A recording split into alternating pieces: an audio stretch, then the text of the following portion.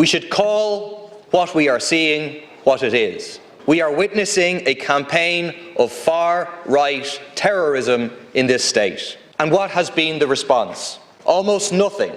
Nobody charged, fiddling while the country burns. Yesterday, a house in Leixlip was burned down after false rumours circulated saying that it was going to be used for people seeking asylum.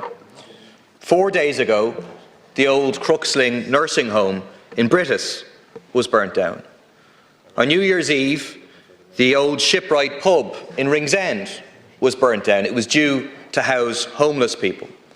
We have seen 26 arson attacks in the last 5 years against premises rumoured to be used for asylum seekers. The pattern is very, very clear. A rumour starts, true or false, suggesting a property is going to be used.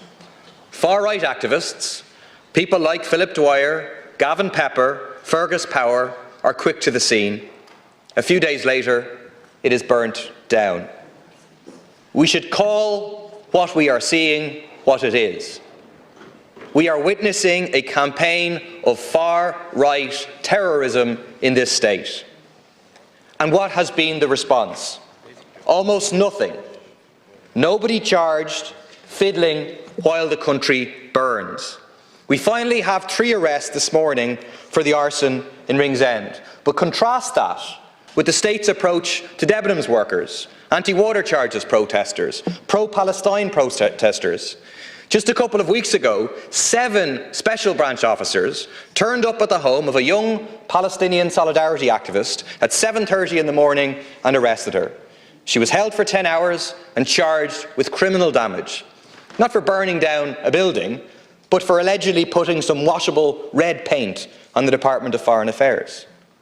But look at how the political establishment is dancing to the tune of the arsonists, cutting financial support and accommodation for Ukrainians, chartering flights for more deportations, forcing vulnerable asylum seekers to sleep on the streets. 750 of them now living in fear of violent racist attacks. The BBC reports that this now includes women and children.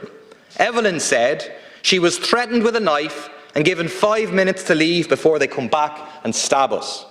Your local Fianna Fáil councillors shamefully making excuses for the arsonists, refusing to cooperate with the Gardaí. You going along with the lie that immigration is the cause of many problems facing our society. It cedes more and more ground to the far right and it legitimises their arguments. Of course, it would be politically uncomfortable for you to tell the truth, that the reason we have a housing crisis is not because of immigration, but it's because you put the profits of big developers and landlords ahead of people's need for a home. We have a health crisis because you put the private hospitals and the insurance companies first. We have deep inequality, we have neglected communities because of Fianna Fáil and Fine Gael, which have run the state since its foundation. That is why ordinary people need to take a stand against the terrorism of the far right, against the racism, homophobia, sexism and hate that they try to spread, and against the housing crisis and inequality that you have created. It is why they will stand together on Saturday the 2nd of March, 1:30 p.m. at Parnell Square. Now, Deputy, can I just say to you, you've named 4 individuals who are frequently named in the public media, and that's fine. But you've named them, and it's more or less in the context, I think, of suggesting possible involvement in nefarious activity. In other words, the burning down of buildings. That's not in order, if that's what you were suggesting. No. Well, I'll repeat what I said if you want. It's open to that conclusion. I said the pattern is very clear, it is. Just be very careful, please, Deputy.